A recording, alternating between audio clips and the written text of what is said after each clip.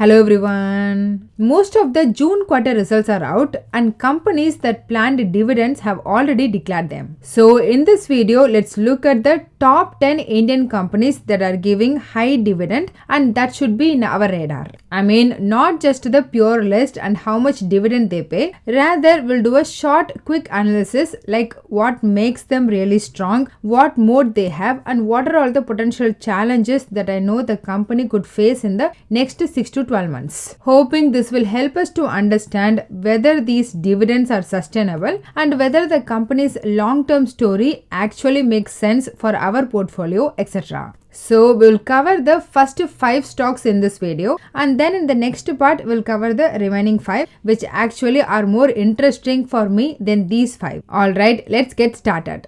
First, the biggest one, Coal India.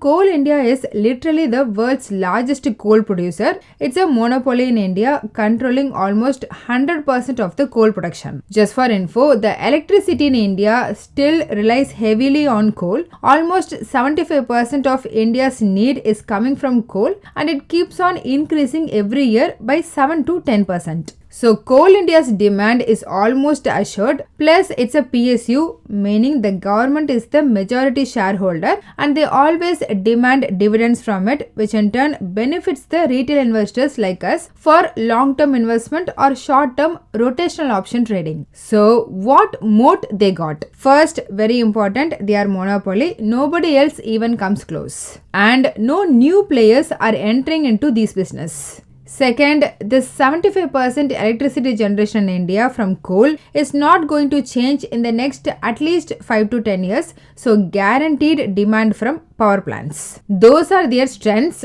Now coming to challenges in the next 6 to 12 months. Most developed countries are moving away from coal and Europe is planning to impose carbon tax for products produced from coal. So in a way, global demand is reducing and the slowdown in China has pushed the coal prices down from $150 to around $100, which in turn reduces the Coal India's profit margin and it is the biggest issue. Then second, Indian government is pushing hard for renewable energy, which may not hurt Coal India today but definitely over the medium term. And please remember, since the government owns the company, there is always the risk that dividends are influenced more by government needs than business fundamentals. So my final thoughts, yes, Coal India is the dividend king. They are giving 7+%, but it comes with policy baggage. However, on the positive side, it's very easy to predict the coal prices and to do related cyclical trading in Coal India stock. And even if we are completely wrong in the prediction, then we will have at least this 7% dividend returns, provided we won't do emotional trading. So the risk is very minimal for the short term. Moving on, second stock, PTC India, another high dividend yield stock that often goes under the radar. Why it's unique? PTC is the India's largest power trading company. They don't generate power by themselves, but they act as a middleman. Like they buy power from generators and they sell it to distribution companies and to the industrial consumers.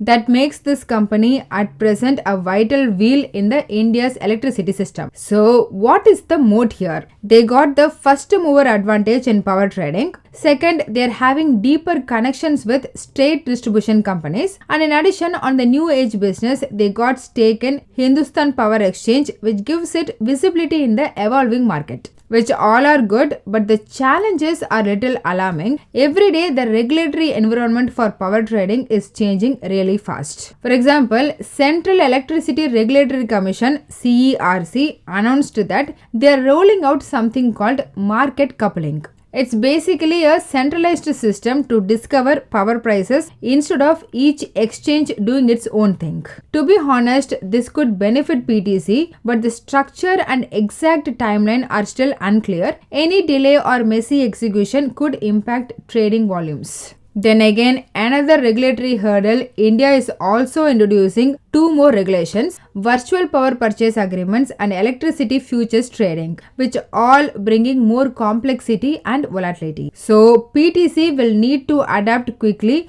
or it might lose the market share to the potential private players like Adani Energy. Then final thoughts. Well, the dividend yield looks very attractive at near 7% more than FD, but I feel this is a high risk PSU since it's just a middleman. And at present, regulation is changing very fast and the potential private players like Adani Energy could take away the business. Next on the list is Gujarat Pipavav port, which might surprise some people. So why it's special? Their business model is very simple. They run one of the key ports on India's west coast, which is in a very strategic location, and it gives access to important shipping routes and international trade flows. Then regarding the Moat, as we discussed, it's strategic and prime location on the western coastline, which also close to major trade hubs, and also this company having long-term contracts with shipping lines. So what could go wrong? Obviously, because of Trump or for any reason, if global trade slows down, then the shipping volumes will be very sensitive to that. Second, again same as previous company, competition from private players like Adani Ports, which have bigger networks and more resources.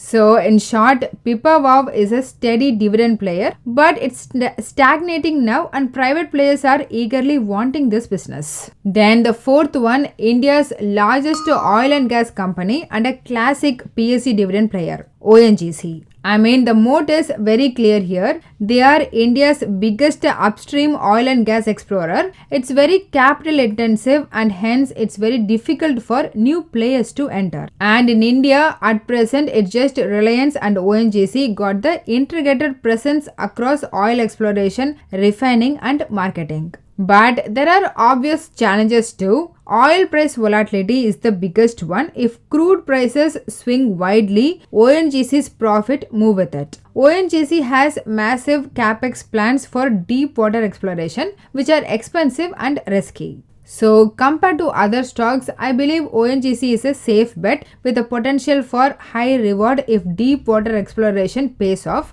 And I don't think oil prices will fall further. They offer solid dividends and PSU safety, but investors have to be comfortable with energy sector volatility. And finally for this video, REC, one of the two big power sector financials in India, and the other big being famous PFC. So what does REC do? They provide loans to power projects like generation, transmission and distribution with a government backing. I mean, generally this stock is always considered low risk and has been a consistent dividend player. So the moat is pretty straightforward. Strong government support, near monopoly in funding rural electrification, stable model based on interest spreads. But there are challenges as well. Rising bond yields mean borrowing cost will go up, which could squeeze margins. Then exposure to financially weak distribution companies could lead to asset quality concerns. And more importantly, increasing pressure to finance green energy projects, which could change the risk return profile completely. Remember Suzlon Energy 10 years ago.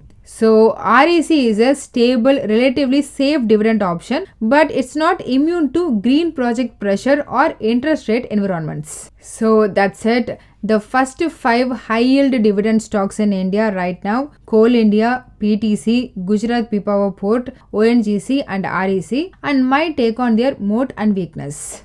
I know I'm not doing deep financial or traditional stock analysis since I feel investors like to do that by themselves. So please let me know your thoughts in the comment section. Can I make such videos? And in the next one, I'm planning to cover the next 5, their strengths and weakness, or we can say moat and challenges they face. So that's all in this video. Hope you got some useful information. Please consider subscribing the channel and liking the video so that it will help me beat the YouTube algorithm and also motivate me to do more. Please don't make any investment decision based on this, as I'm not a SEBI registered advisor. I'm doing this for me and viewers' educational purpose only.